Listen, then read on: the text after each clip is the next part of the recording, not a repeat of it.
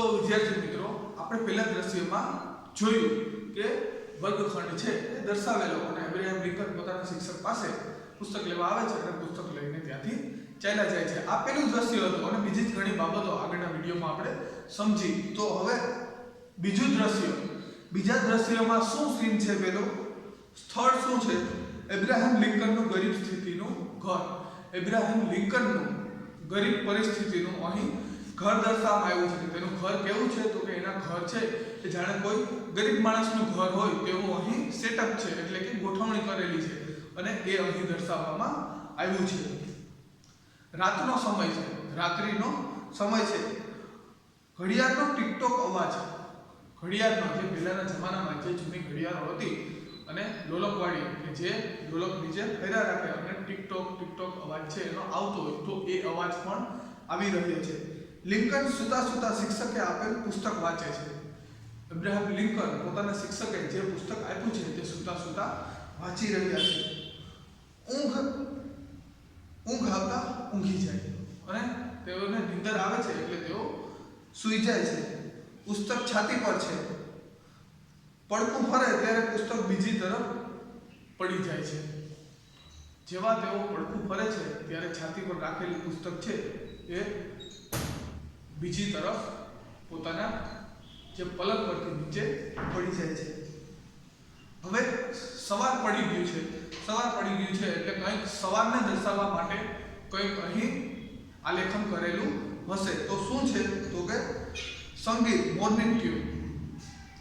સવારે ઉઠતી વખતે જે સંગીત વાગતું હોય તે અત્યારે વાગી રહ્યું છે. લિંકનની આંખ અચાનક ખુલે છે. એબ્રાહમ લિંકનની આંખ છે તે અચાનક ખુલી જાય છે. લિંકન, ઓહ સવાર પડી ગઈ. પુસ્તક વાંચતા વાંચતા મને ક્યારે ઊંઘ આવી ગઈ. ઓહ સવાર પડી ગઈ. પુસ્તક વાંચતા વાંચતા મને ખબર જ ન પડી કે હું ક્યારે સૂઈ ગયો. અને આમ તેમ જે પોતાની છાતી પર જે પુસ્તક રાખેલું તે શોધવા માટે પ્રયત્ન કરે છે. આમ તેમ જોઈ, અરે ચોપડી ક્યાં ગઈ? ખાટલામાં શોધે, છેવટે ભીત પાસેથી નીચે તરફથી મળે છે. ખાટલા પર શોધે છે ચોપડી ક્યાં ગઈ, પણ છેવટે છે એ ભીત પાસેથી નીચે પડેલી એ ચોપડી તેમને મળે છે. અરે આ ચોપડી તો પલળીને તદ્દન ખરાબ થઈ ગઈ છે. અરે આ ચોપડી તો પાણીને કારણે છે એ પલળી ગઈ છે અને તદ્દન ખરાબ થઈ ગઈ છે. બારી બહાર જુએ, બાપરે રાત્રે સારો એવો વરસાદ પડ્યો લાગે છે. હા, અહીંથી વાછટ આવવાને લીધે જ પુસ્તક પલળી ગઈ. બારીને બહાર જુએ છે કે આ પાણી આવ્યું ક્યાંથી. તો જુએ છે ત્યારે તેઓને દેખાય છે અને તેઓ સમજી જાય છે કે હા, રાતે સારો એવો વરસાદ વરસ્યો લાગે છે અને આ બારીએથી વાછટ અહીં આવી છે અને પુસ્તક પર આ વરસાદના છાંટા પડવાને લીધે પુસ્તક પલળી ગયું અને બગડી ગયું છે. ઓહ, હવે સરને હું શો જવાબ આપીશ.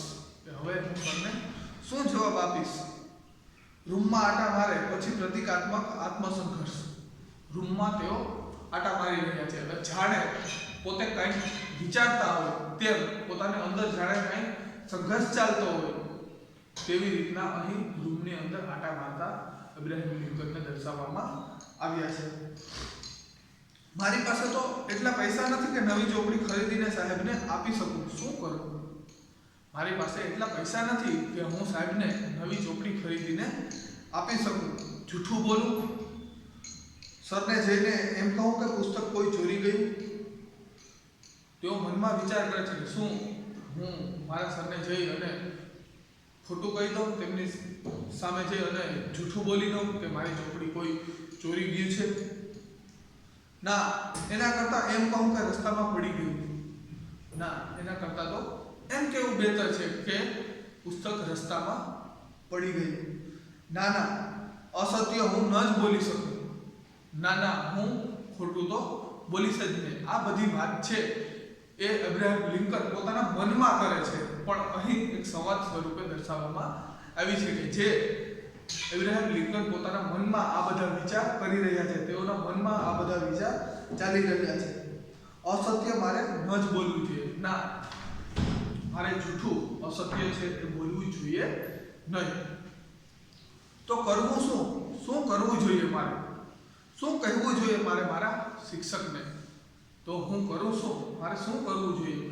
હું શું કહીશ મારા શિક્ષકને કે આ ચોપડી કેમ ખરાબ થઈ ગઈ? ખૂબ વિચાર મંથન, લાઇટ એન્ડ શેડોનો ઇફેક્ટ, પછી પાકો નિર્ણય.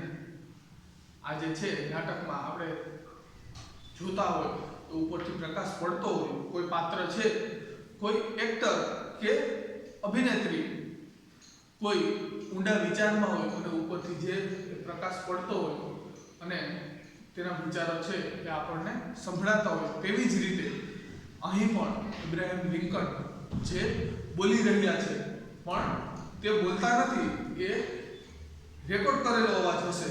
જો આ નાટક ક્યાંય પણ ભજવાણું હશે તો રેકોર્ડ કરેલો અવાજ હોય, પણ અબ્રાહમ લિંકન તો અત્યારે સ્ટેજ પર કોઈ બોલી રહ્યા નથી. તે અત્યારે ખાલી સ્ટેજ પર છે, એ ચાલી રહ્યા છે, તેના મનમાં આ બધા વિચારો ચાલે છે અને જે અહીં દર્શાવેલા છે. ખૂબ વિચાર કરી અને પછી જાણે કોઈ પાકો નિર્ણય કર્યો હોય તેવું છે, એ લાઇટના ઇફેક્ટ દ્વારા દર્શાવ્યું છે. હા, રાઈટ, મારો આ જ નિર્ણય યોગ્ય છે, ફક્ત આ જ નિર્ણય. જાણે પોતે કોઈ નિર્ણય કરી લીધો હોય તેવું અહીં દર્શાવવામાં આવ્યું છે કે ના, હું ખોટું બોલીશ તો નહીં અને મેં જે આ નિર્ણય કર્યો એ નિર્ણય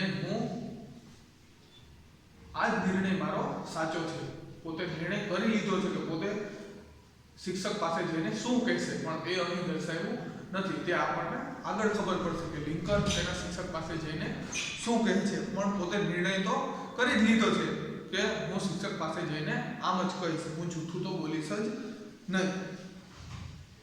સાહેબ મને જે કાંઈ સજા ફરમાવે તે હું ભોગવીશ.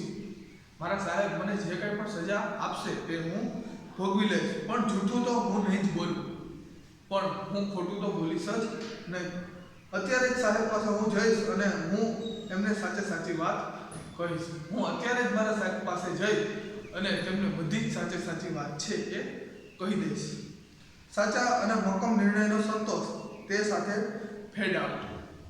સાચા અને મક્કમ નિર્ણયનો તેમને જાણે સંતોષ થયો હોય તે સાથે જ છે એ પડદો પડી જાય છે નાટકનો. અહીં નાટક ભજવાઈ રહ્યું છે તો આ બીજું દ્રશ્ય છે એ પૂર્ણ થાય છે કે નાટકનો પડદો પડી જાય છે, ફેડ આઉટ, પડદો પડી જાય છે અને લાઇટો છે એ બધી બંધ થઈ જાય છે.